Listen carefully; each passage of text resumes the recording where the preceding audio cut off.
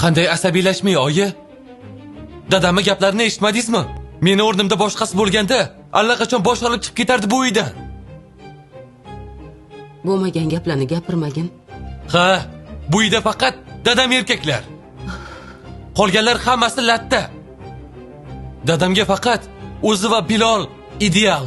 Men doim oxirgi o'rinda bo'lganman. Hatto o'sha Rustam ham mendan yuqoriroqda. Bo'ldi, bas qil dedim senga. Nima bo'lganda ham, u seni otang. Birinchidan. Ikkinchidan esa ularning gaplarida jon bor. Yo, sen ham nimaga yarim tunda haydaysan kelinni?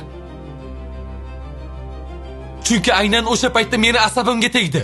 U bilan bir xonada o'tirsam asabim buziladi.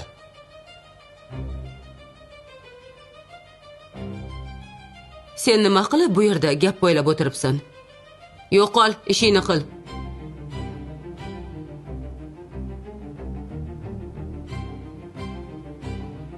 Menga qara bolam. Bo'lar ish bo'ldi. Qo'y, siqilmagin. Asosiysi, o'sha yomon ko'rgan xotiningdan qutulding-ku. Shunga xursand bo'lsang-chi. Bilmadim, oyi.